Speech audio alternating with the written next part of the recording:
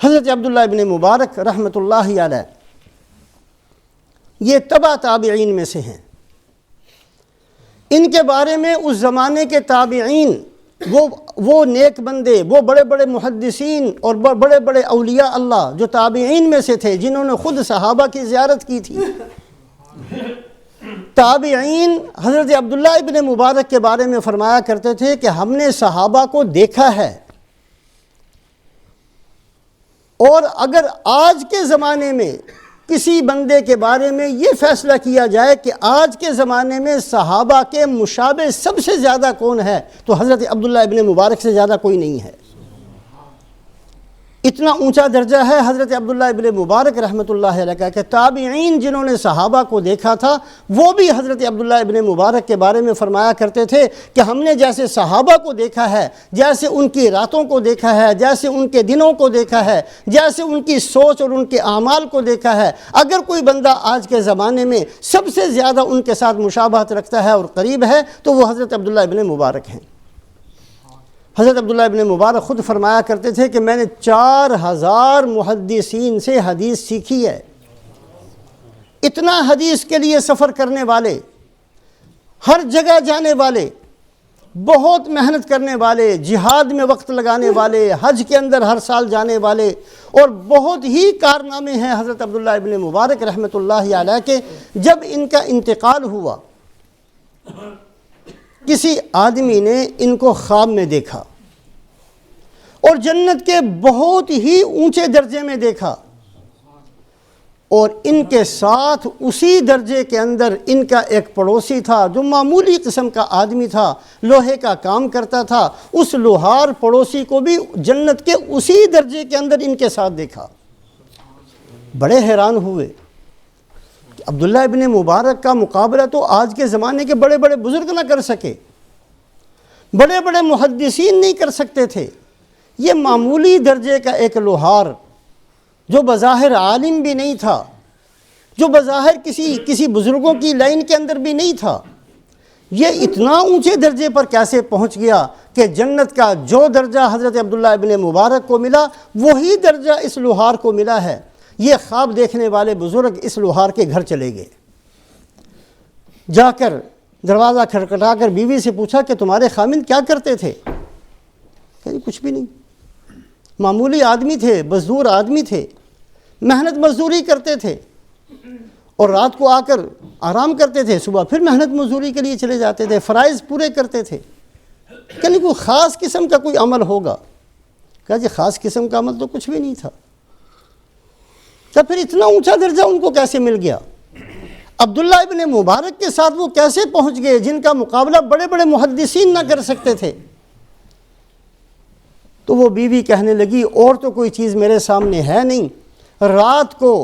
تھکے ہارے آیا کرتے تھے اور جب اپنے مکان کی چھت سے حضرت عبداللہ ابن مبارک کو عبادت کے اندر دیکھتے تو ایک ٹھنڈی آہ بھر کر کہا کرتے کاش میں بھی اس بندے کی طرح کوئی عبادت کر سکتا، جیسے یہ آدمی ہے میرا پڑوسی عبداللہ ابن مبارک، جیسے یہ دین کی خدمت کرتا ہے، جیسے یہ حدیث کی خدمت کرتا ہے، جس طریقے سے یہ اپنی زندگی گزارتا ہے، جیسے راتوں کو یہ اللہ کی عبادت کرتا ہے، دن کے اندر یہ محنت کرتا ہے، میں مزدور آدمی ہوں، میں ان پڑھ آدمی ہوں، میں کچھ نہیں کر سکتا، کاش میری زندگی بھی ان جیسی ہوتی اور کاش میں بھی دنیا کے اندر ایسا اللہ کا بندہ بن کر زندگی گزارتا جیسے یہ میرا پڑوسی ہے۔ صرف اس نیت پر اللہ پاک نے دونوں کو ایک ہی درجے کے اندر جمع فرما دیا، دونوں کو ایک ہی درجے کے اندر جمع فرما دیا۔ تو اس بات کو بہت اچھے طریقے سے ہم سامنے رکھیں کہ اللہ رب العزت کے دربار میں بندوں کی قیمت بڑھتی بھی ہے، بندوں کی قیمت کم بھی ہوتی ہے۔ بعض لوگوں کی قدر و قیمت میں اضافہ ہوتے ہوتے ہوتے اتنا اضافہ ہو جاتا ہے کہ وہ فرشتوں سے بھی زیادہ اللہ کے نزدیک قدر و قیمت والے بن جاتے ہیں، اور بعض لوگوں کی قدر و قیمت کم ہوتے ہوتے ہوتے اتنی زیادہ کم ہو جاتی ہے کہ اللہ فرماتے ہیں اولئک کالانعام بل ہم اضل، یہ جانوروں سے بھی گئے گزرے ہیں۔ ہمیشہ اللہ پاک دو چیزیں بندوں کو دیکھتے ہیں، ینظر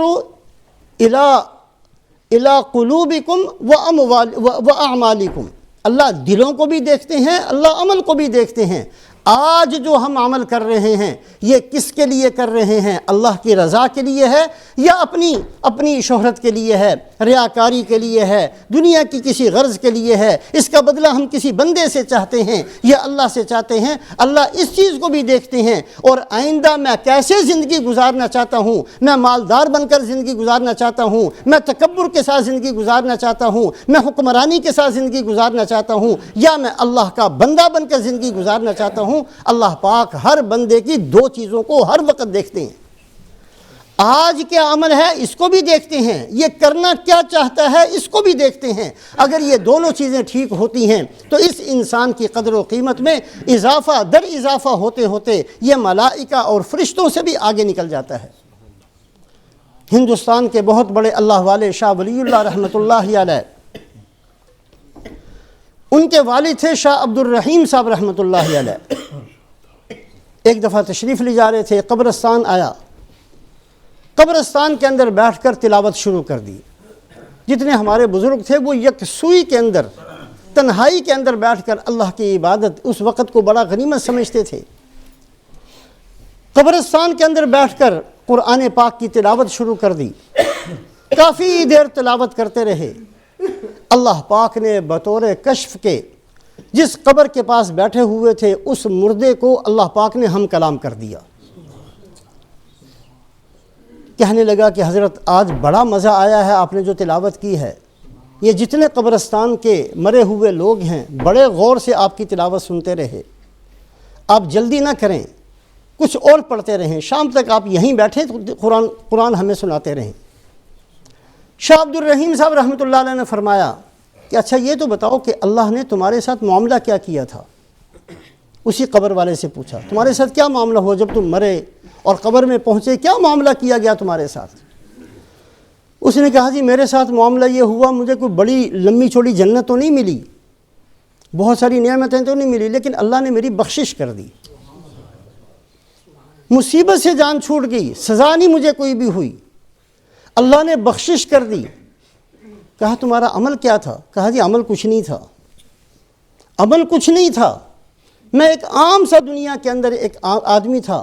اور اتنے دنیا کے بکھیرے تھے جن کے اندر میں رات دن مشغول رہتا، فرصت ہی نہیں ملی کہ میں اللہ کی عبادت کر سکتا۔ لیکن میری نیت ہمیشہ یہ ہوتی تھی کہ کس طریقے سے میں اس مصیبت سے میری جان چھوٹ جائے، کوشش بھی کرتا رہا کہ میں بھی اپنے آپ کو سمیٹ سموٹ کر تھوڑا سا فارغ کر کے کچھ وقت ایسا اپنی زندگی کا نکال لوں کہ اللہ کی عبادت کے اندر میرا وقت گزر جائے۔ مجھے وہ بندے بہت اچھے لگتے تھے جو راتوں کو اٹھ کر اللہ کی عبادت کرتے تھے، جو دن کے اندر اللہ کی عبادت کرتے تھے۔ میں خود نہیں کرتا تھا لیکن میرے دل کے اندر بے چینی، بے قراری ہمیشہ رہی کہ میں کس مصیبت میں پھنس گیا، میں کس طریقے سے ان مصیبتوں سے نکل سکتا ہوں۔ مجھے دنیا کے بکھیروں میں مزہ نہیں آتا تھا، مجھے تکلیف ہوتی تھی، لیکن زندگی نے وفا نہیں کی، جوانی کے اندر ہی میری موت ہو گئی، ان بکھیروں نے میرا ساتھ نہیں چھوڑا، میں دنیا کی مصیبتوں میں پھنسا رہا یہاں تک کہ میری موت کا وقت آ گیا۔ جو میری نیت تھی کہ میں عبادت کروں، جو میرا ارادہ تھا میں اس کو پورا نہ کر سکا۔ اللہ پاک نے اس بات پر کہ میری نیت چونکہ اچھی تھی اللہ نے مجھے بخش دیا۔ عمل کچھ تھا نہیں، اس لیے کوئی لمبا چھوڑا ملا تو کچھ نہیں، مجھے میرے پلے ہی کچھ نہیں تھا، لیکن میری بخشش اس نیت کی وجہ سے ہو گئی جو میری نیت آئندہ عمل کرنے کی تھی۔ آئندہ میری نیت یہ تھی کہ میں کس طریقے سے ان مصیبتوں سے چھوٹ کر میں اپنے آپ کو فارغ کر کے اللہ کی عبادت کر سکوں۔ اس بات کو بار بار ہم اپنے سامنے رکھیں۔ اللہ رب العزت یہ بھی دیکھتے ہیں بندے کا کہ آج یہ جو عمل کرتا ہے یہ کیوں کر رہا ہے، اس کی نیت کیا ہے، اس عمل کے پیچھے اس کی نیت اللہ کی رضا ہے یا کسی اور کے لیے یہ عمل کر رہا ہے۔ اور حدیث پاک کے اندر آتا ہے کہ قیامت والے دن ایک اللہ کی طرف سے ندا کرنے والا ندا کرے گا کہ اے لوگو، اگر تم میں سے کسی نے کوئی عمل کیا تھا اور اس عمل کے 99 حصے اللہ کے لیے تھے، صرف ایک حصہ کسی اور کے لیے تھا، تو اللہ پاک یہ فرماتے ہیں کہ جاؤ میں اپنے 99 حصے بھی چھوڑتا ہوں، اس کا بدلہ بھی کسی اور سے لو۔ مجھے صرف وہ عمل چاہیے جو صرف میرے لیے تھا، جس میں 1% بھی کسی کو حصے دار نہیں بنایا تھا۔ مجھے صرف وہ عمل چاہیے اور میں صرف اس عمل کو قبول کرتا ہوں جو صرف میرے لیے تھا، جو کسی اور کے لیے تھا، پورا کسی اور کے لیے تھا، آدھا کسی اور کے لیے تھا، 10% کسی اور کے لیے تھا، یہاں تک کہ 1% بھی اگر کسی اور کے لیے تھا، میں اپنا حصہ بھی چھوڑتا ہوں، اس کا میرے پاس کوئی بدلہ نہیں۔ اللہ پاک یہ بھی دیکھتے ہیں کہ یہ بندہ جو عمل کر رہا ہے یہ کیوں کر رہا ہے، اس کے پیچھے نیت کیا ہے، اس کے پیچھے اس کا مقصد کیا ہے، اللہ کی رضا ہے یا کچھ اور ہے۔ اور اللہ یہ بھی دیکھتے ہیں کہ اس بندے نے آئندہ کیا کرنا ہے، یہ کیا بن کر جینا چاہتا ہے۔ یہ دنیا کے اندر بہت بڑا چودھری بن کر جینا چاہتا ہے، یہ دنیا کے اندر بہت بڑا مالدار بن کر جینا چاہتا ہے، یہ فرعون کے مشابہ بن کر جینا چاہتا ہے، قارون کے مشابہ بن کر جینا چاہتا ہے، یہ اللہ کے نبی صلی اللہ علیہ وسلم کی اتباع کے ساتھ جینا چاہتا ہے۔ اللہ پاک دونوں چیزوں کو دیکھتے ہیں اور اللہ رب العزت کے نزدیک اس بندے کی قدر و قیمت بڑھتی چلی جاتی ہے جس کا عمل بھی اللہ کی رضا کے لیے ہوتا ہے، جس کی آئندہ نیتیں بھی اللہ کو خوش کرنے کی